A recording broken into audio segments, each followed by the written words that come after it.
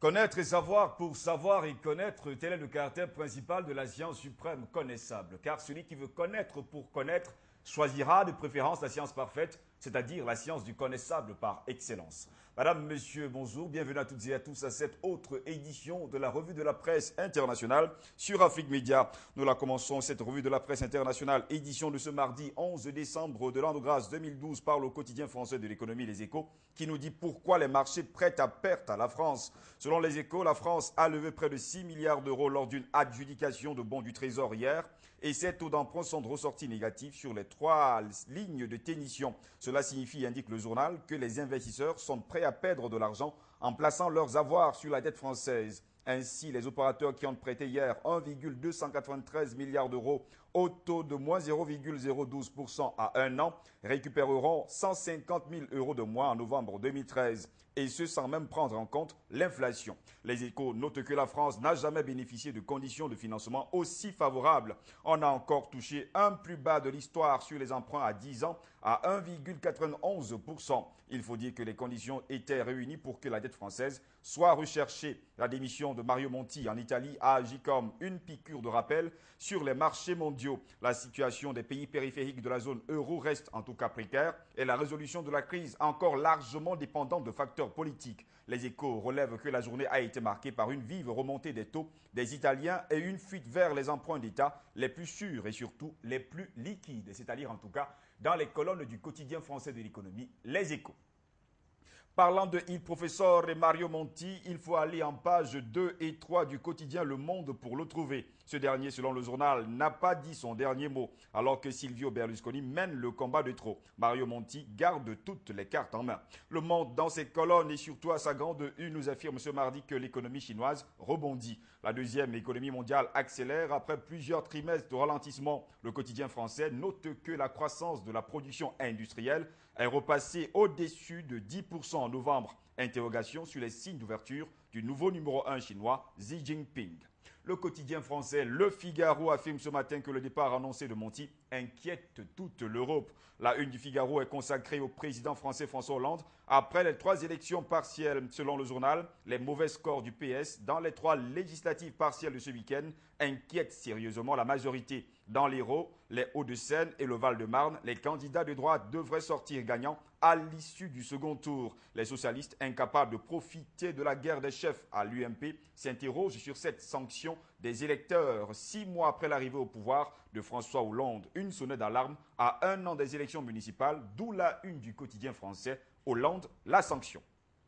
Le Figaro nous donne également les raisons de l'exil en Belgique de Gérard Depardieu en sa page 22. Restaurant de luxe, commerce, vignoble, cinéma, immobilier, art et bien d'autres choses encore. À la tête d'un important patrimoine, l'acteur français parmi les mieux payés et hommes d'affaires avisés est désormais surveillé par la cellule chargée des exilés fiscaux, nous dit le quotidien français Le Figaro. À ce propos, justement, Libération pense que Depardieu est le mannequin du fisc et écrit « Il y a si longtemps que seul l'argent l'intéresse ». Pas étonnant donc de voir Gérard Depardieu rejoindre la colonie des Français exilés fiscaux en Belgique, sujet que vous pouvez trouver en pages 2 et 4 de Libération. L'autre quotidien français choisi pour vous ce matin, c'est le Républicain Lorrain qui nous donne ce mardi les bonnes adresses des exilés fiscaux. Depardieu en Belgique, Isabelle Adjani en Suisse, Christian Clavier à Londres et le quotidien d'indiquer que Gérard Depardieu, en s'installant en Belgique, ajoute son nom à une longue liste de grandes fortunes françaises de l'entreprise, du spectacle ou du sport qui ont choisi l'exil fiscal. Toutes ne se tournent cependant pas vers la même destination, relève le journal. Suisse, Belgique, Londres, chacun a son adresse privilégiée en fonction de ses impératifs financiers, c'est-à-dire en tout cas dans les colonnes du quotidien Le Républicain Lorrain. Le quotidien de la capitale française, Le Parisien, rapporte une polémique après une rédaction sur le suicide et s'interroge. Peut-on parler de tout au collège? Le journal indique qu'un professeur de français d'un collège de Charente vient d'être suspendu à titre conservatoire après avoir demandé à ses élèves de se mettre dans la peau d'un jeune suicidaire pour un sujet de rédaction. Le Parisien rapporte également le prix du silence. Le montant de l'accord entre les avocats de Dominique Strauss-Kahn et de Nafissatou Diallo reste pour l'instant secret. Au prix de quelques millions de dollars, la procédure civile contre l'ex-directeur général du Fonds monétaire international a été classée hier à New York au tribunal du Bronx. La dépêche du Midi, autre quotidien français, confirme cette information et note qu'entre DSK et Nafissatou Diallo, le marché est conclu. Ainsi, une transaction financière met un point final à un scandale hors norme. Le quotidien français Le Télégramme nous assure ce mardi qu'on cherche prof désespérément en France. À ce propos, le quotidien s'interroge. Voulez-vous être prof de maths ou d'anglais? À l'exil ou surtout à l'évidence, les étudiants interrogés à Lorient sont très partagés. Le métier leur paraît difficile, mal payé, mal considéré. Cela seul suffit à justifier la campagne que vient de lancer le ministre français Vincent Payon qui doit vite recruter 43 000 enseignants. Mais qui s'interroge encore? Le quotidien Le Télégramme ce mardi. À Marseille, le quotidien La Marseillaise nous dit que l'école recherche de nouvelles recrues et indique que le gouvernement français lance une campagne pour recruter 60 000 enseignants d'ici la fin du quinquennat de François Hollande, dont 43 000 dès 2013-2014. Le journal note que les instituteurs sont nettement moins rémunérés que leurs collègues du secondaire ou que leurs homologues européens, tandis que les professeurs font face à la souffrance ordinaire dans un métier déconsidéré. Alors qu'hier, le monde entier célébrait la journée mondiale des droits de l'homme, le quotidien catholique La Croix nous dit qu'en Iran, la liberté se faufile sur Internet. Le prix Sakharov des droits de l'homme remis demain à 2 Iraniens attire l'attention sur ce pays où le pouvoir réprime toujours toute opposition. C'est à dire en tout cas dans les colonnes du quotidien français qui est bien sûr un quotidien catholique La Croix. Dans les îles françaises, le quotidien de la Réunion et de l'océan Indien rapporte ce mardi un autre fait de société et relève qu'hier, au Chaudron, une gramoune, on parla d'une grand-mère de 86 ans, domiciliée rue de l'École, est décédée dans l'incendie de sa chambre. Les causes de ce sinistre, il faut le dire, ne sont pas encore connues, d'où la une du journal, morte carbonisée.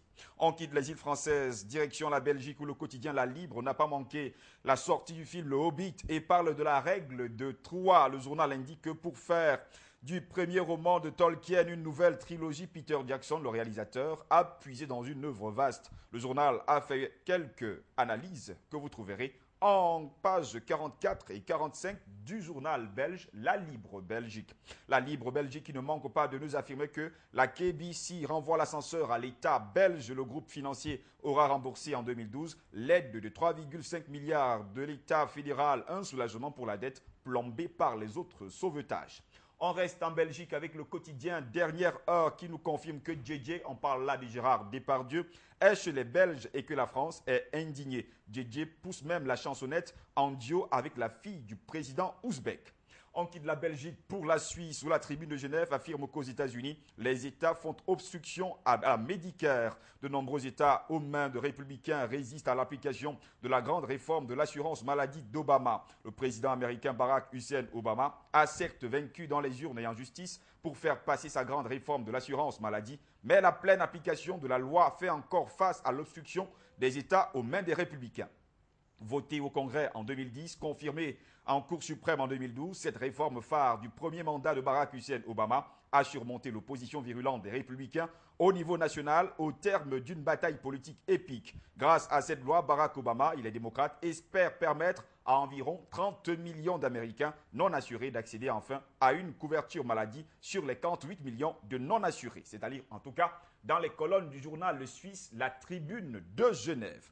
En Italie, Il Cavaliere et Il Professore font toujours parler d'eux et le quotidien italien Il Tempo nous dit que l'Italie s'est de nouveau retrouvée sous le feu des marchés lundi après l'annonce de la démission du chef du gouvernement Mario Monti, perçu comme un principal gage de stabilité et qui s'est efforcé de rassurer en affirmant que le pays ne connaîtrait pas de vide politique, même si la cote de Il Cavaliere, on parle là de Silvio Berlusconi, est montée jusqu'à 363 points.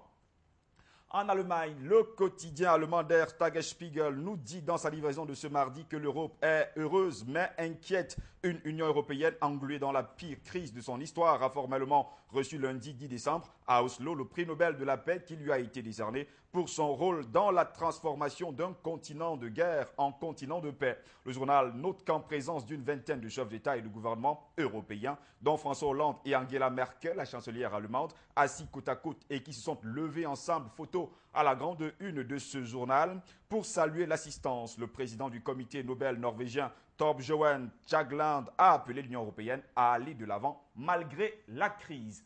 Tous ces sujets sont à lire en tout cas dans les colonnes du quotidien allemand Der Tagesspiegel. À vos kiosques et surtout, bonne lecture. Madame, monsieur, c'est ici que s'achève cette revue de la presse internationale de ce mardi 11 décembre de l'an de grâce 2012. Au plaisir de vous retrouver très prochainement pour une nouvelle édition. Bonne journée, au revoir.